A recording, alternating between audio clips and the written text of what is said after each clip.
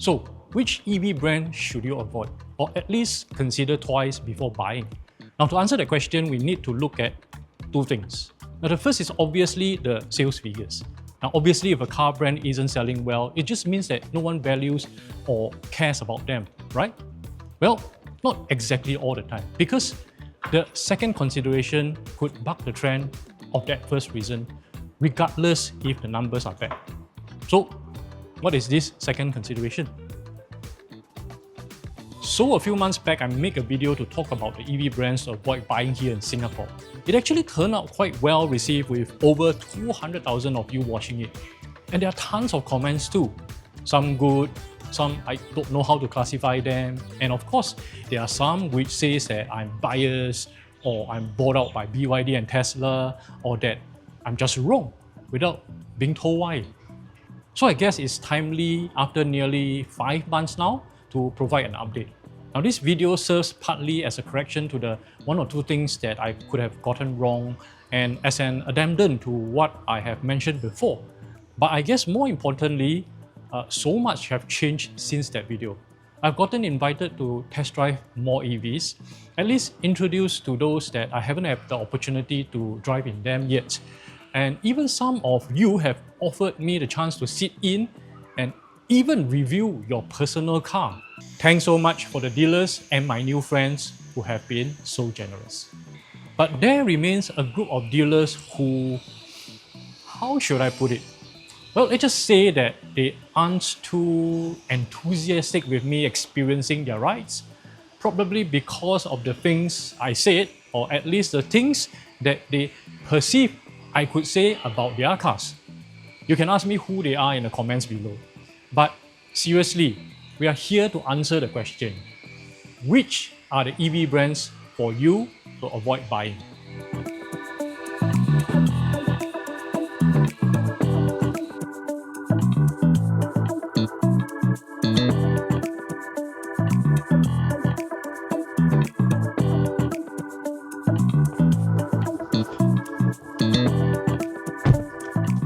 So, you heard me saying that the first consideration to whether you should buy from a brand is their sales figures. Now obviously, the more cars sold by the brand, the better the chance that the brand is good, right? Safety in numbers isn't a bad thing in the world of automotive, because the more cars are sold, the more the dealer can invest into their after sales, the better the chance it will survive. Of course, the naysayers among you will argue that a brand that sells too many cars cannot cope with the after-sales or accidents repairs. I won't argue with that. But you also cannot definitively confirm what you claim is true either, right? So let's put this argument aside, at least for this video. What I want to consider, which is the second thing in determining if an EV brand is worth buying from, is the dealer itself. You see, aside from Tesla and I think Audi since early this year, all other car brands are sold through a distributor, a dealer, or parallel importer. Now, discounting the PIs, the distributors and dealers here have an official relationship and rights with the manufacturer to sell their cars. Now, therefore, in a world where it is the survival of the fittest, it is not necessarily the car brand's reputation, strength, and financial prowess that determines if a car brand will disappear locally. We need to also know if that dealer has enough financial muscle to survive. Case in point, just take a look at the dealerships for Alfa Romeo, Seat, Fiat, Jeep, Opel, and Peugeot. Now, despite these brands being relatively popular worldwide, they just don't do well enough here in Singapore. And their dealers here have given up. So that's why we need to look at both the sales numbers as well as the dealers when we are buying a car here in Singapore. In fact, I reckon in any part of the world. Okay, so where do we begin in the list? Well, in the previous video, I have grouped the 36 EV brands into groups. Well, that group has since grown quite a bit, but nonetheless, I won't address the EV brands in groups this time. Now, in this video, I'll be sorting them according to their sales figures, which are published by LTA. And then I'll be going up the list and give my take for each one of them, starting with those few at the bottom of the list. But before I start on the list, can you help to give this video a thumbs up and subscribe? Now YouTube says that over 90% of you haven't done so. And because my videos like this one, they're unsponsored, I need your support for me to continue producing more videos. Now your likes and subscribes and also shares and even comments will let YouTube know that this video is worth watching, so it will reach more viewers. Help to click on those buttons, okay? Alright, let's proceed with the list. These last 8 in the list are all non-Chinese brands except for Series, which I'll talk more about later, and Geely. You might argue that Lotus is Chinese, and you're not wrong. But let's talk about Seat, which includes Cupra, Skoda, Toyota, and Nissan first. Now these are great car brands, but honestly, I don't really think that they make great EVs. They manufacture good petrol and hybrid cars, and they just happen to make a few EV models, trying to penetrate into the market. But what they are doing is just not enough to compete with the market leaders from China and US. So I myself won't be considering to get an EV from any of these brands, at least not the current models that they are offering. And what about Rolls-Royce and the Lotus? Well, I just cannot afford them. And let's put it this way, those who can afford these cars won't really care if they make the wrong choice in getting their EVs or not. Which brings me to Series. Now if you don't know, Series is a relatively smaller EV brand from Chongqing. They aren't big in China too, and in my stay in China in 2024 and more recently 2 months ago, I've only seen one Series 3 on their roads. Those who don't know China's EV market might not know that there are currently still 130 EV brands. Now that sounds like a lot until I tell you that in the years before, there were over 500 brands. In fact, I have read a report that during the peak, there were 2,000 over EV brands, big and small in China. Anyway, Series is probably just surviving in China, and I don't see them anywhere in the top 10 brands there. Probably not even in the top 20. So in Singapore, them being able to sell 3 units is probably testament enough. But I'll certainly avoid getting an EV from them here. Then there is Geely, which those 12 cars are sold through PIs. Now honestly, I have no idea what those models are, so I'll just skip to the next one, which is Avatr. Now I've been to their showroom, spoken to their marketing rep and test-driven one. Now the drive is largely the same as many higher-end EVs, but the interior of the Avatr 11 is top-notch.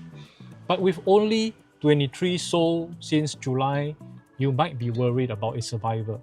So here's where the consideration of the dealer comes in. Now Avatr is sold through premium automobiles here. They also carry the Deepal, Zeekr and XPeng brands here in Singapore. Now Premium Auto isn't a public listed company, so I cannot dig up their financials easily. But one website claims that their revenue is in the region of around 10 million to 25 million Sing dollars, which is kind of low for an authorized dealer for Audi previously. But then, with the low sales figures from before, right, this could be true. But I digress. Now, so going back to Avatr, can you get this car? Well, if you asked me this question 6 months ago, I might tell you to avoid it. But after experiencing it, I think it is worth a consideration, especially if you have deeper pockets and you're sick of the mainstream luxury brands like BMW and Mercedes. Now perhaps, finally, when Premium Automobile respond to me, I can get you a more in-depth answer. Next is Kia, and I'm surprised that they sold only 35 EVs this year. Well, at least until end September. Now their EV5, EV6 and EV9 models sell very well in the States, and I personally love the EV9 MPV. Perhaps it's the price? But I could reckon it could be due to their marketing or the lack thereof. I mean, coming from Cycle and Carriage, right, they certainly can do better. I mean, I can tell you the story of my meeting with their marketing department, but it's for another time. As for now, I can only say whichever agency is running their marketing had better buck up. Honestly, I think Kia EVs are quite good cars. They really deserve much better sales. Moving up the ladder to smarts, Opel, Volkswagen, Mini and Audi.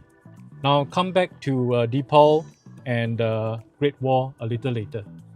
And I know my answer will upset a lot of Conti supporters, but I wouldn't recommend that if you can only afford to buy one EV, you should get either of these.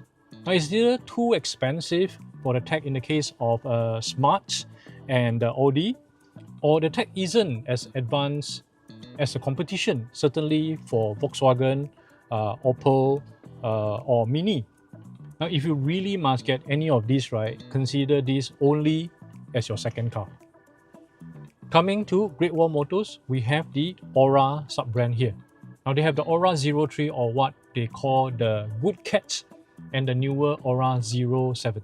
Now some people like the design of Aura, but I find the curves will get old pretty fast. Now the Good Cat looks like what a Volkswagen Beetle Minus would look like, and the 07 looks like the offspring of a Beetle and a Porsche 911. They are just not my taste. And they are not cheap either. And with only 86 cars sold, right, I don't think Singaporeans like this brand a lot. Perhaps this gives you a clue if you should be considering this brand. But at least the dealer is Cycle and Carriage, which, I say again, has done a rather bad job marketing their EV brands, say from Mercedes, which is another CNC company altogether. More on why later. Next, we talk about Deepal. Now interestingly, the S07 is the only Deepal sold here until the weird but brave E07 pickup arrives. Now the S07 is very well designed in my opinion, and I love it more in its signature orange and the other lime green option. But it's just not a mainstream choice for Singaporeans or Malaysians or most car buyers in the region. Now don't get me wrong, Deepal is by Chang'an, which is huge in China. So its tech and reputation shouldn't be your worries. But the brand itself is just too niche. I mean, when the E07 arrives, and if you don't know, it's like a mini cyber truck that's half pickup, half coupe. How many people will get this car? Now Deepal just reminds me of DS. You know that luxury brand of Citroën? DS makes beautiful cars, but the design could be too niche for the mainstream car buyers here. No wonder the brand sold only 91 for the year alone. Anyway, just a reminder, right? Deepal is also under Premium Automobiles, and I reckon this dealer should be sound enough financially to survive here. Next is Polestar, but let me skip this and go to Maxus, and then I'll come back to Polestar when we reach Volvo. Now for Maxus, a viewer here has offered me his MiFa MPV for my review because Cycle and Carriage, yes, they are the dealer for Maxus car here too in Singapore. Anyway, they are not interested to loan their cars out for non-journalistic reviews. Well, then I can probably say something bad about them, right? Well, from a purely financial perspective, Cycle will not collapse anytime soon. So even if Maxus sold less than the 150 cars that they did this year, right, it wouldn't matter. But from the car's perspective, I'm quite torn. The smaller MiFa 7 is a lot of metal and tech for the price, but it's still a rather basic EV with 7 seats. And the bigger MiFa 9 has all the bells and whistles, but I probably will prefer the MG M9, which is a same car underneath. And even my neighbor who had a MiFa 9 recently sold his car because it is just too big to handle. So perhaps an extended test drive might change my stance. Going up the list is Dongfeng. Now currently Dongfeng here carries two models only, the Box and the 007. Now for the Box, it's a cute car, but I'm personally a bit worried for its 3-star NCAP rating. Yes, many smaller cars don't have 5-star, but I think this should still be a consideration, especially if you are a new driver. Now as for the 007, I don't know how the Chinese can get away with being sued by the James Bond franchise. Anyway, it's a very nice car. Again, a kind follower has offered me to test drive and review his new 007 when he takes delivery of it. And I am excited. But is Dongfeng a safe brand to buy? Well, this brand is carried by two relatively small dealers, and we need to consider the 217 cars that they sold only from January to September this year. Now, at first, this number looks worrying, but a quick check reveals that the profit margin for the box is rather high at least $30,000, maybe even $40,000 a car. So I guess the dealership, right, at least the main dealer, should be able to survive. Now back to Polestar, and I group Volvo here too. Now Polestar and Volvo EVs, or at least the models that we sell here, are made in China, but their prices are highly elevated because of their Scandinavian brand heritage. And if you really put aside the badges, right, many Chinese brands and Tesla can certainly trump them in terms of tech, performance, and even safety. I mean, these are good and safe brands, but I just cannot see many buyers going for them. Next is Hyundai, and like here, right, I'm surprised. But here it's not because the numbers are low. I'm surprised that there are still 284 Hyundai's EVs sold in the past 9 months. I mean, the Ioniq 5 and the Ioniq 6 are quite old now. So I thought, given the choices of brands that we have currently, right, less buyers would choose Hyundai. But I guess they are a trustable brand by now. Now for me, I won't be their customer until they have newer models. Coming in at 10th position is Porsche. Now, never would I imagine that Porsche EVs would make the top 10. In fact, Porsche here sells more EVs than their petrol and hybrids. I mean, this luxury brand sells so well, even when I read about the number of issues Taycan owners face, so much so that I had to put up a red flag for this brand. Now honestly, there are better, faster, more technologically advanced Taycan alternatives if you don't need a badge, and they drive further and are safer too. I think there's still brand appeal catered to a segment of buyers, and I reckon for those who can afford a luxury sports EV, right, they really don't have any other credible brands to choose from. Now going up the list to 9th and 6th place are Zeekr and XPeng. Now I group them together first because they belong to Premium Auto 2. And with these sales figures, right, for these Chinese EVs, their Indonesian boss would be much happier compared to the years when his company was selling Audi. Now 382 Zeekrs is a feat, to be honest, considering that they had only the X compact car and the 009 luxury MPV until the 7X launched 2 months ago. Now competing with the Model Y, right, this car is really a good choice when I experienced it in Shanghai. And since Zeekr priced themselves as a premium brand, it is more reassuring that Singaporeans are warming up to this unknown brand up to only about 2 years ago. And as for XPeng, right, I think their G6 really bode well with buyers who want a Model Y size car but don't want to go for Tesla. And I also like the G6, and I have tried the older model. Now I like their X9 MPV even more, but what the world is actually waiting for is really their G7 SUV. Unfortunately, I didn't get to experience this model during my recent Shanghai trip, but from what so many other YouTubers and journalists are reporting, Tesla and BYD would need to be worried when this model eventually reaches our shores. Anyway, Zeekr and XPeng get my nod. Now in 8th place is Chery, which carries the Omoda and Jaecoo brands as well.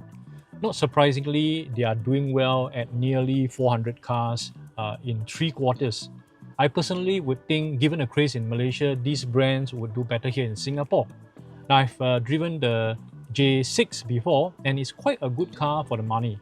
And Chery is a reputable enough brand in China, so reliability shouldn't be too much to worry about. And don't forget that Jaecoo also sells the J7, which is actually a PHEV. So financially, right, Vertex, which is the dealer, they should fare better this time compared to many years ago. Going up a notch to 7th place is Mercedes-Benz. And boy, I really feel for those 455 buyers of their EVs, at least the current models.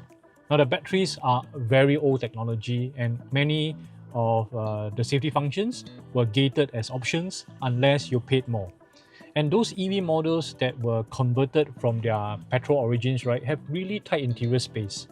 And aside from the style appeal, I really cannot recommend Mercedes EVs. Well, until the new CLA and the GLC comes along next year. Built from the ground up, those could be revolutionary, at least for the luxury Conti segment. Up in 5th place, and I am totally surprised, is MG. I honestly think they would not reach the top 10 earlier in the year, but guess I'm proven wrong. Now, by the way, if you still don't know, MG is Chinese now. Their EVs are 100% Chinese and they are quite proud of it actually. Now, my favorite MG is actually the Cyberster, but it's not everybody's first car, not probably even the second. But I also like their M9 MPV, which, as I mentioned earlier, right, is actually the same car as the MIFA 9, but with a more recognizable badge. But the hero model would definitely be the MG S5, which has been very well received.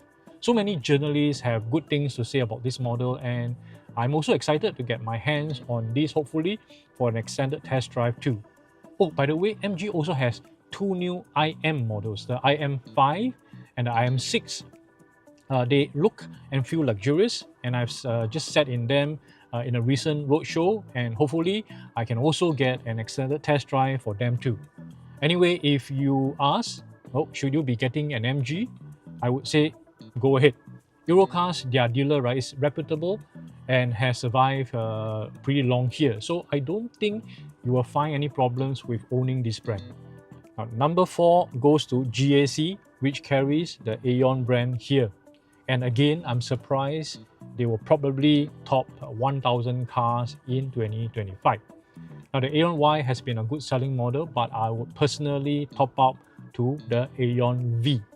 Now, I've test driven it and it's really well built, and the ride is pliant and lush, and there are a ton of luxury features for the price too. But the other models, right, like the Hypertech HT and the ES sedan, well, I'm not that excited. Yes, the Hypertech HT has gull wing doors, but it's a fact that most owners will be sick of after a month, and the ES sedan is just a bit too basic. Oh, Aion is sold through VinCar, which is a big dealer here, and they just launched Proton here as well. And the only thing for Proton here is, well, when our Malaysian neighbors see the price tag of our EMA 7, they will probably puke their lungs out. Anyway, over to 3rd place, BMW. Now, this comes as no surprise, as BMW has always been in the top 3 regardless of ICE or EV sales. Now, if you ask me to recommend a luxury EV brand, well, BMW would have my vote.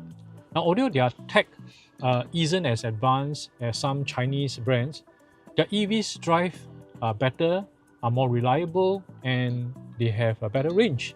Now, I can't believe that I say a BMW is reliable, but certainly I reckon that their EVs will have less problems than their petrol cars here in tropical Singapore after a few years. Now, the only obstacle from advancing BMW beyond the 3rd place is understandably its price. After all, mass market EVs still sell better here in Singapore. So now we have reached the top 2, Tesla and BYD. And really, I don't think any of you will be surprised, right? Now, Tesla has done exceptionally well in Singapore for the past few years, and having experienced their service, I can understand why. Now, if you're one who value customer service, tech, and safety above all, Tesla will certainly not disappoint. I've been to their events, pop-ups, and their experience centers, and everyone whom I've spoken to, and I'm not exaggerating here, right? Everyone, they did not give me any negative vibes.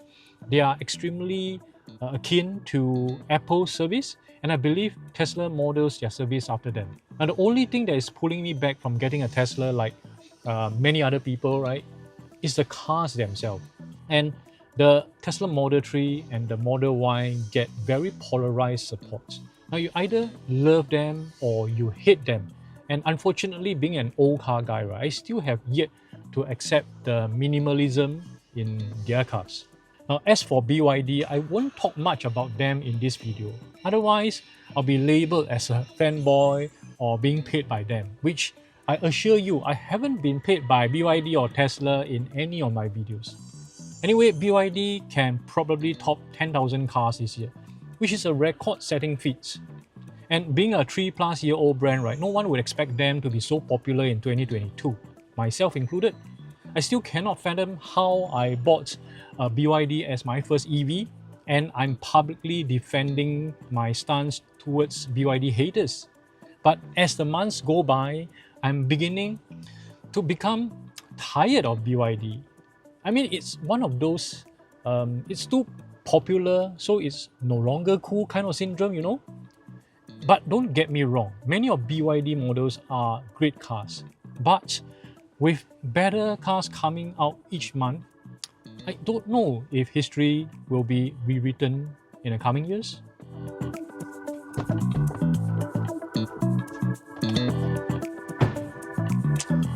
Anyway, there are some EV brands which I didn't mention in this list, like Jaguar, Maserati, and Lexus. Now, frankly, I don't think anyone cares about the EVs from these brands, and I reckon they would eventually die off. And I might have missed out some obscure brands with too low sales figure, like Skyworth and, Citroen. And even mainstream brands like Mazda and Honda. Oh my. But anyway, it will be interesting to revisit this list sometime in the mid of 2026 when hopefully more new brands enter into the market. Now, I personally am excited for NIO to reach our shores. What about you? What do you think are the brands to avoid?